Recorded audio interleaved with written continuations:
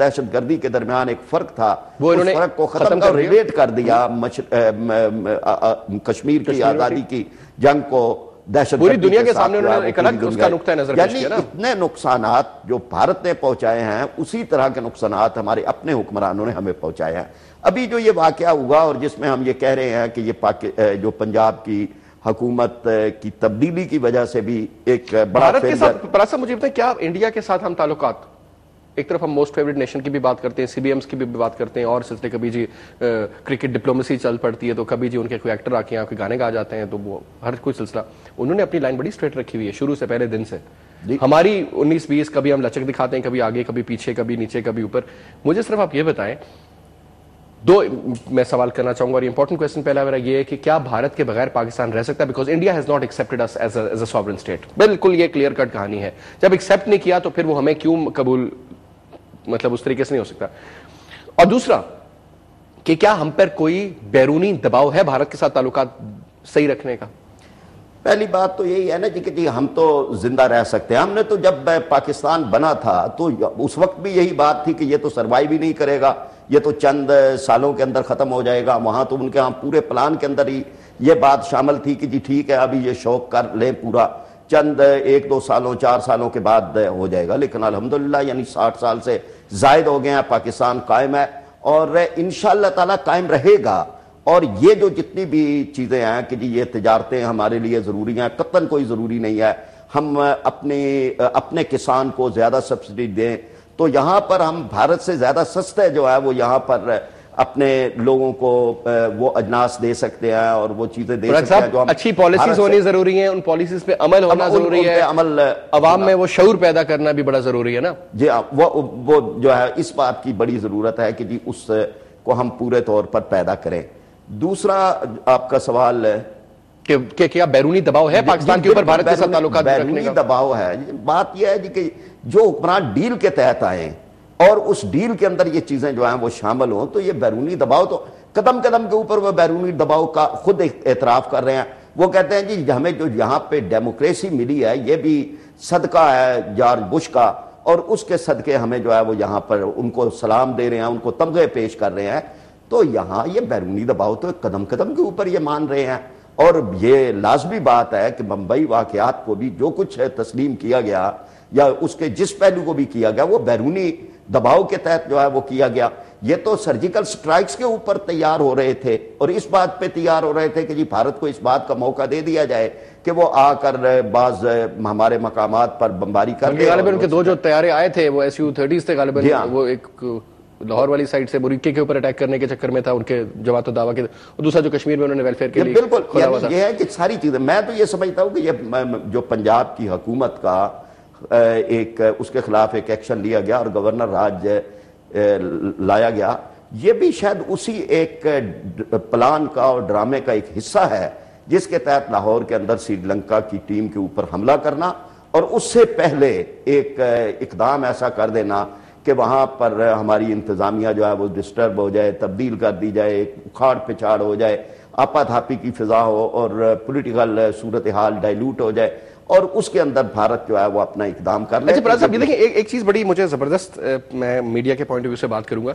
कि एक मुल्क में धमाका हो जाता है ना, बॉम्ब ब्लास्ट हो जाता है। मैरियट तो बहुत बड़ा धमाका था और पाकिस्तान के मेरे ख्याल पाकिस्तान की तारीख का सबसे बड़ा धमाका, सबसे ताकतवर धमाका, और इस्लामाबाद जो आपका कैपिटल है वहां पे नॉर्दर्न एरियाज में ये अब रिचुअल बन चुके हैं।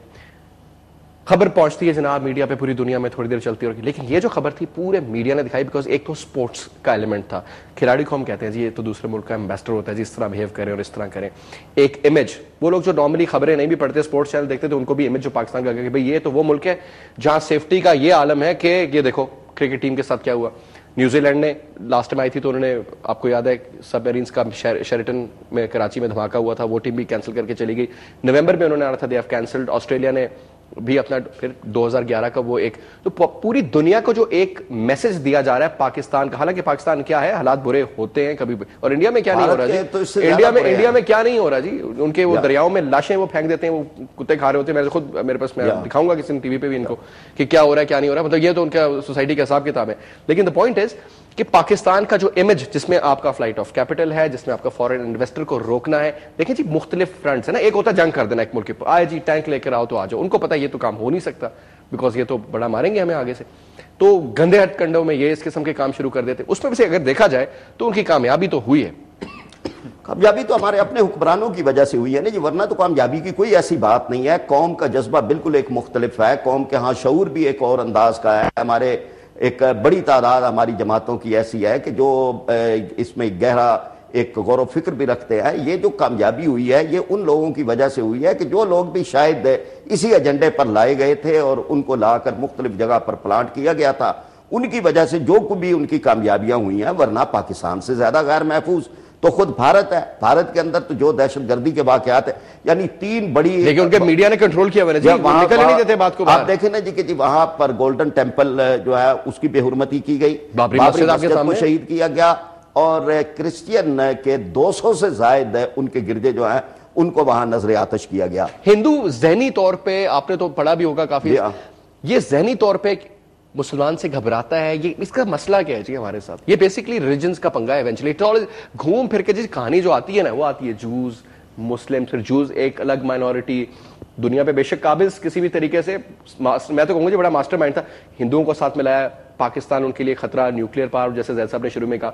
कहानी घूम के सर यही आती है कि क्या पाकिस्तान को तबाह करने पे ये इनका ये मास्टर प्लान एक नाजुल्लाह जो कितना गंदा इनकी सोच है, जो कभी भी कामयाब नहीं होंगे। ज़हनियत है ना जी, खास अंदाज की ज़हनियत है उसमें। हमें तो दुश्मन भी मिला तो दोनों वो भी दुश्मन एक घटिया किस्म का है कि यानी ये है ना कि दुश्मनी के भी कोई एक म्यार होता है, लेकिन एक घटिया किस्म का दुश्मन है कि जिसमें ना कोई ज़र्फ है, ना उनमें उनके यहाँ कोई बर्दाश्त है, ना रवादारी है, मक्कारी एक उनकी फितरत के अंदर शामिल है, पीठ में छुरा घोंपना शामिल है, मुंह में राम राम और बगल में छुरी, जो मुहावरे उनके ही बारे में बनाए गए हैं, वो बिल्कुल उनकी पूरी एक हिस्ट्री जो है वो इसके मुताबिक है। इसलिए असल में हमें यानी सोचना, ये बात तो यह नहीं जी कि जी दुश्मन तो दुश्मन है, उसने तो अपने प्लान करने हैं, क्या हम भी उसके बिछाए हुए जाल के अंदर फंसते चले जाएं, या हमारी अपनी भी कोई सोच है, हमारे अपने भी कोई इस पे अक्लो दानश और फहम और फरासत हम भी कहीं कोई खर्च कर रहे हैं। तो ये बात है कि जिसके लिए एक बात तो यही है कि यहाँ पर पार्लियामेंट की बालादस्ती, यानी हालात के हवाले से जो आग पिछले माजी के हम बड़े तजर्बात कर चुके हैं, उसके अंदर ये बातें शामिल हैं कि भारत जैसे दुश्मन का मुकाबला करना है और आलमी साजिशें हमारे खिलाफ हो रही हैं, तो पार्लियामेंट की बालादस्ती, आईन की बालादस्ती, फिर अदलिया की बहाली, ये सारी वो चीजें, यानी इदारे जितने मुस्तहकम होंगे इतना ही वो मुल्क मजबूत होगा।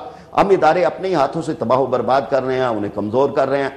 इसी के अंदर जो है वो पार्लियामेंट एक पूरी करारदाद मुतफिका पास करती है, उसकी एक शिक के ऊपर भी अमल दरामद जो है वो नहीं होता। तो ये चीजें हैं कि जिसके साथ हम उसका भारत का मुकाबला कर सकते हैं। अपने निसाब तालीम के अंदर इन चीजों को शामिल करने, हम तो निकाल रहे हैं वो चीजें, उसमें से महमूद गजनवी का भी नाम निकाल रहे हैं, और वहां तो उन्होंने अपने निसाब तालीम के अंदर मुस्लिम दुश्मनी शामिल की हुई है, और हम यानी उनके बारे में जो अपने हमारे एक हिस्ट्री है उसको सारा खुद उनकी वजह से। बड़ी अच्छी बात की बात साहब, यहाँ पे ब्रेक लेनी पड़ेगी। एक बड़ी जबरदस्त बात कि हमें बचपन से बताया गया था भारत हमारा दुश्मन है, कि भारत ने पाकिस्तान पे जंग मुसल्लत की, ईरान ने तो नहीं की ना कभी भी। अफगानिस्तान के साथ भी हमारे पुराने ताल्लुकात थे, उसमें खैर कुछ नासिर ऐसे डल गए जिसको भारत ने सपोर्ट किया और पाकिस्तान के खिलाफ एक कार्रवाई का अमल शुरू कर दिया गया। लेकिन हमेशा से अगर हमें दुश्मनी की बात नजर में आती थी तो भारत भारत भारत। लेकिन अब अगर दुश्मनी की बात आती है तो एक अजीब सा ये बात है, लेकिन अमेरिका का नाम लिया जाता है। क्या ये अमेरिका और इजराइल का और भारत का नेक्सस है, ये क्या है? ये इसके ऊपर गुफ्तगू मेरे ख्याल में अगली ब्रेक के बाद उस तरफ ले चलते हैं गुफ्तगू को जी। एक ब्रेक लेते हैं फिलहाल और वापस आते हैं।